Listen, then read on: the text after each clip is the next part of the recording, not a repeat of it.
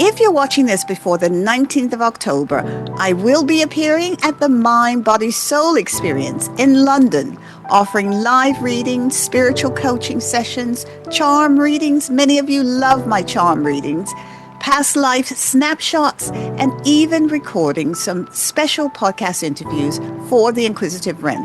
You can pre-book your session, but you must be quick because it's going quickly, and find out more using the link in the show notes.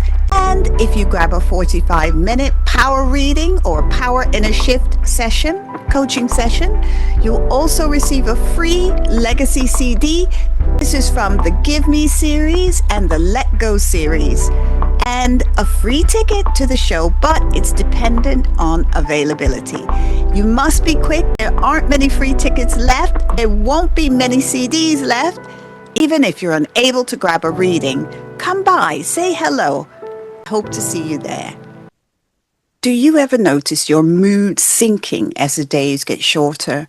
Maybe you feel more tired, anxious, or just not yourself once autumn arrives.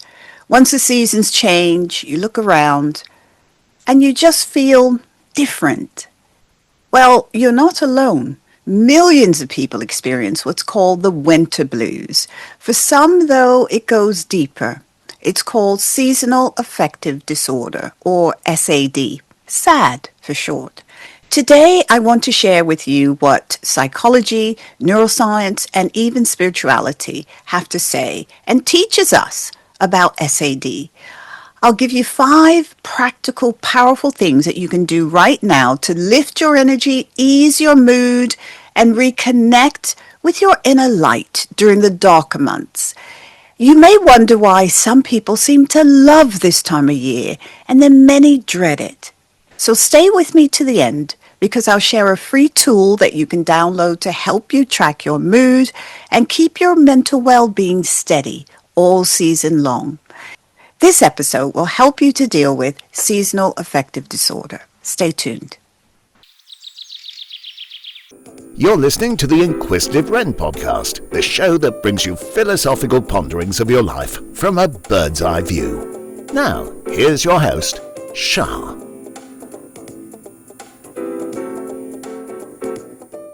Hey there, lovely people. Thanks for watching from wherever you are today.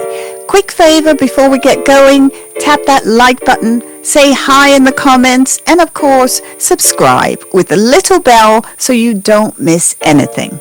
And if you're listening on Apple or Spotify, hit auto download so every new episode finds its way to you straight away. Let's dive in. Seasonal affective disorder is essentially a form of depression that's triggered by a change of seasons, usually beginning late autumn, and it carries right through the winter.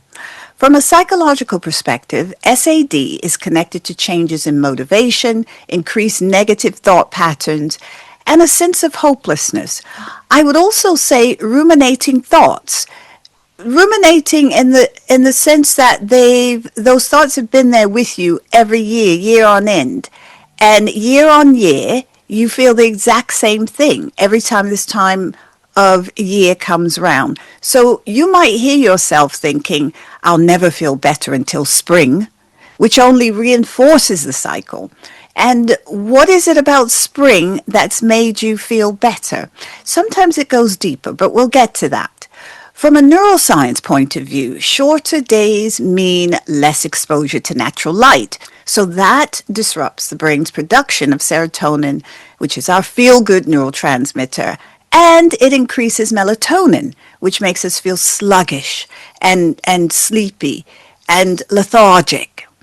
And if we look at this from a spiritual perspective, many traditions see winter as a time of inward reflection and gestation.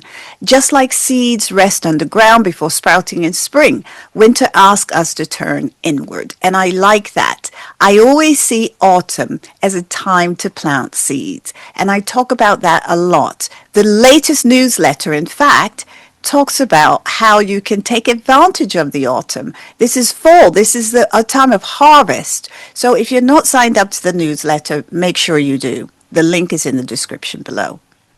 But when that inner retreat becomes isolation, it can tip us into despair.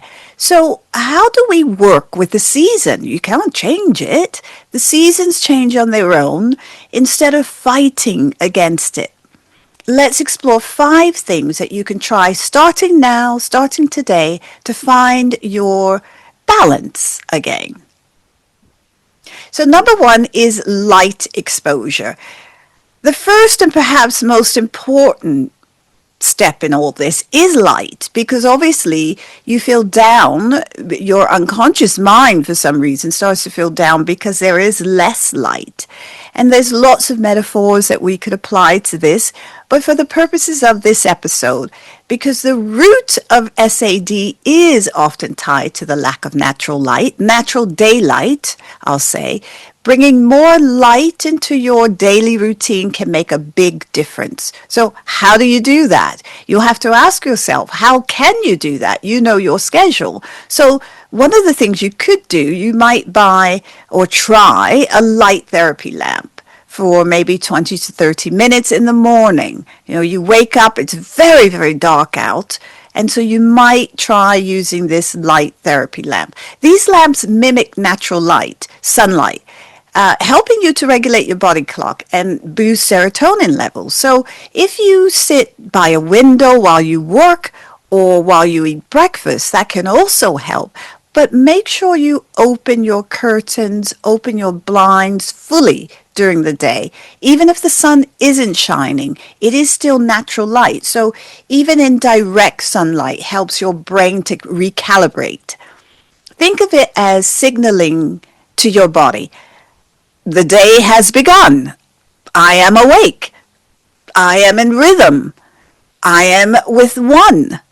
It's such a simple step. And when you say you're with one, you're with everything. You're with the light, the sun, the moon, the stars, the earth. You're with it all. That can help you to regain a sense of equilibrium and groundedness when you feel and see yourself as one, as with one. It also lays the foundation for everything else. So try light therapy. The second thing you can try is movement rituals. And this is really important because exercise, movement is scientifically proven to increase serotonin and endorphins, both of which are critical for stabilizing mood. But I want you to think of movement not just as exercise, but as a ritual of welcoming light into the body. There's such a nice space for light to enter into the body through movement. You could also take a short walk at lunchtime or break. We're talking 5-10 minutes really. 15 is ideal. Stretch whilst you're by the window in the morning. So if you get up and you like to move or do your yoga before anything else, open a window or open the blinds at least, or practice a few yoga poses before bedtime. These little rituals tell your nervous system, I'm alive, I'm present, I can shift my state, I can move my mood. It gives the brain a signal that I'm actually okay through all of this. From a spiritual perspective, movement clears stagnant energy. So imagine each stretch that you do or each step as you're sweeping out cobwebs or winter heaviness, creating space for light to flow through you. So we want to take away the issue of long gym sessions. I mean, if you do them, fine, but this is not what we're looking at. We're looking at movement regularly with intention. If you're ready for exclusive soul-nourishing content that you won't find anywhere else, become a subscriber on Apple Podcasts and Spotify to access ad-free episodes with special guided meditations and visualizations for calm and clarity, and bonus episodes on spiritual growth, personal growth, energy healing, and spiritual awakening. Join the inner circle and experience deeper self-discovery today. If you're into living with purpose, clarity, and soul, check out the Aligned Living newsletter. I am genuinely obsessed with creating it. I share strategies that actually work, drawn from close to 30 years as a therapist, plus powerful insights into spiritual and personal growth. You'll get access to free resources like the Aligned Living Journal, full e-courses, guided meditations, and tools to help you shift your energy, habits, and mindset, all for free when you sign up. I'm building this with heart and honesty, and I'd love for you to be a part of it. Head to the link in the show notes and join me today.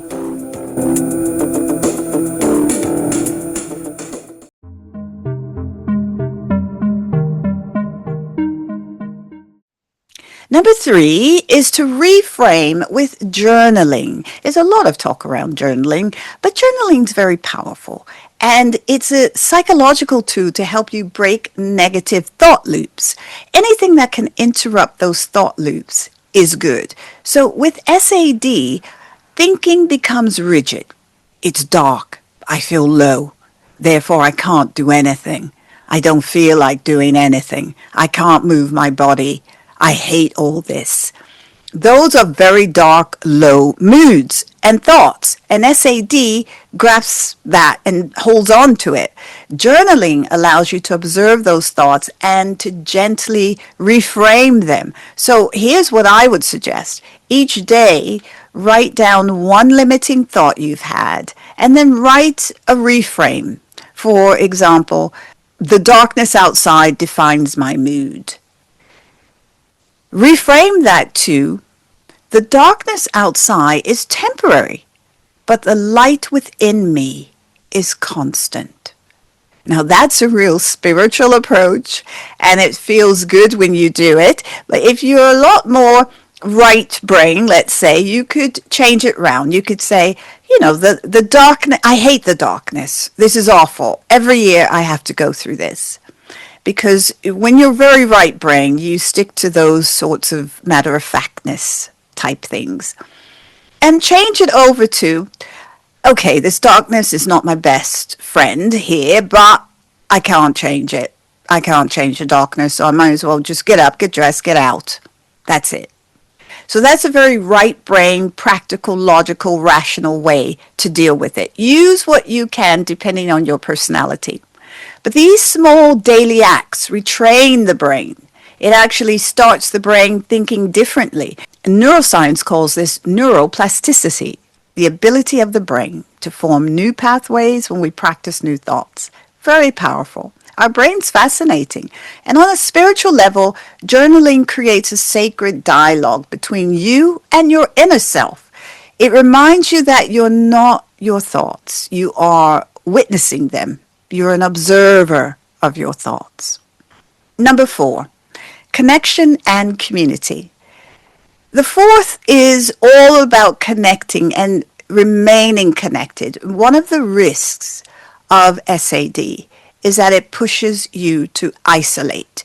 And isolation often deepens your symptoms. So psychology shows us that social connection boosts oxytocin, the bonding hormone, which helps reduce stress and foster safety, a sense of safety, connection. So make a plan to check in with a friend, join a meditation group online. This is really helpful for many people simply because you're not going to have long conversations with people because it's a meditation group. So it gives you an out. You don't have to feel pressured to come up with any kind of conversation. Or you could volunteer in your community. It doesn't have to be big. Even a 10-minute chat with someone that you trust can shift your entire day. From a spiritual perspective, when we come together, we share light. And there's a resonance that happens in groups, an amplification of energy that helps us to feel supported and uplifted. Groups are very powerful. Don't underestimate how healing community can be, especially in winter. Number 5 is rest and rhythm. And And one of the challenges of SAD is that our sleep patterns can become irregular. Too much sleep, too little quality rest, disrupted sleep, disrupted cycles. Neuroscience tells us that keeping a consistent sleep-wake rhythm balances melatonin and it improves your energy. And a lot of people get this wrong. They think because they wake up tired that they haven't had enough sleep. Actually, it's their unconscious thoughts that's already premeditated and predicted that they're going to feel tired when they awaken. You have to challenge that. So create a calming evening ritual. Dim the lights an hour before bed. Make a lovely cup of herbal tea or whatever it is that you like. Have a really nice candle burning or incense even. Read something uplifting, nothing frightening or challenging. Try a short gratitude practice as well, writing down one or two things that brought you to comfort in the day. I'm sure you can find them. Spiritually, these rituals are an act of surrender. You're telling your body and soul, I trust the night to restore me. Or you could say, if darkness is really the thing that bothers you, you could say, I trust the darkness to restore me. I trust light to go underground just enough so that the darkness restores me. Honoring this rhythm isn't being lazy or anything. It's alignment. I want to give you some bonus practices, and there are only small practices that you can add to the ones that we've just spoken about. So nutrition is one. Nutrition does play a role. Vitamin D, omega-3 fatty acids can support mood balance. Do the research, look it all up. It's all there out there for you. Nothing's changed around vitamin D. It's the same. It does help. It does help support your mood balance. And of course, omega-3 fatty acids will help with lethargy. Mindfulness meditation can help to reduce rumination and increases present moment awareness. And this is really important because as we opened this episode, I talked about how the rumination is from years before. It's just carried on. So it's helpful to be in a mindfulness state, to practice mindfulness so that you're more in the present moment. Creative expression is another way, little tiny bits like doodling. Doodling can be very, very powerful. It's like a mind dump, doodling is. Whether it's painting, it could be writing, or even music. It gives the unconscious mind, the subconscious, a very safe outlet. So if music turns into dance or music turns into any kind of movement, excellent. That only supports the recovery from what your subconscious mind believes is something that it needs to be protected from. And don't forget humor, laughing, watching something lighthearted, watching funny films, or sharing a very silly moment is a powerful way to reset your nervous system. Laughter is healing.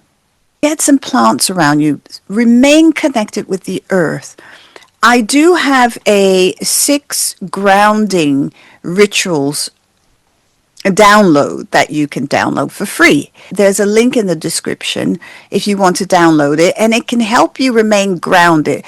Remaining grounded during this time is extremely important because it will help to allay any thoughts, any fears around you having SAD. And if you normally have SAD, then it will help you to start to get rid of it, start to deal with it, start to manage it.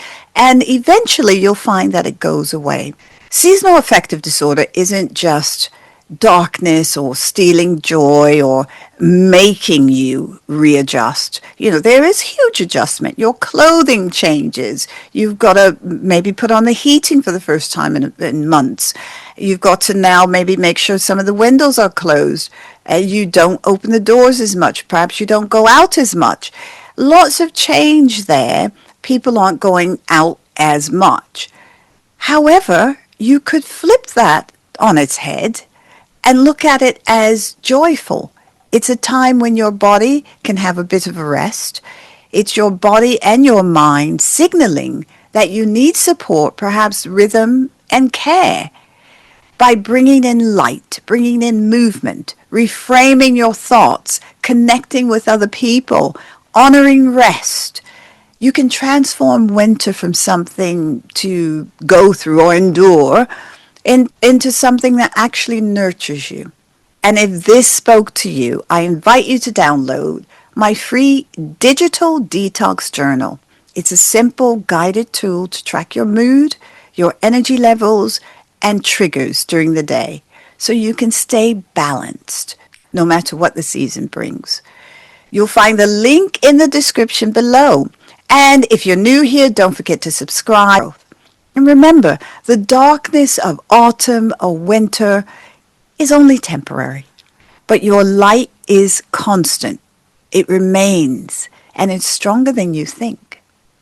Thank you for being here, and I'll see you in the next episode. 9 Peaches Therapy's self-help recordings focus on improving the quality of your life by helping you to achieve confidence, positivity, restful sleep, or relaxation. Created by an expert practitioner to help you to achieve the best result. Improve the quality of your life in just a few minutes a day using the most gentle and effective guided meditations to rid yourself of anxiety, stress, fear, and negative thinking. Available now on Spotify, Apple Music, and other platforms. Thank you for listening to another episode of the Inquisitive Wren podcast. I appreciate you listening. Apple Podcast listeners, if you don't already, make sure that you have auto download turned on. Very important. Question of the day for the episode: what stood out for you and what was your biggest takeaway from the episode? It helps me to know, and it helps other listeners as we focus on our community. Hit me up on the Inquisitive Wren on socials and email inquiswrenpod@gmail.com. If you're listening as an Inquisitive Wren All Access member, thank you for supporting the show. I appreciate it so much. And if not, become a member now by going to the Inquisitive Wren /membership. Members can listen to every episode ad-free. Plus, you'll get free resources like meditations and visualizations and episodes that you don't get anywhere else. Early access episodes and discounts to events and in-person appearances. I've got one coming up in October. You don't want to miss that. It's the Inquisitive Wren /membership for details. Rate and review the show and follow us on IG, TikTok, and Facebook at The Inquisitive Wren. And on YouTube at YouTube /The Inquisitive Wren. What we're building here goes beyond content. It's a community of curious minds. So until we meet again, stay curious.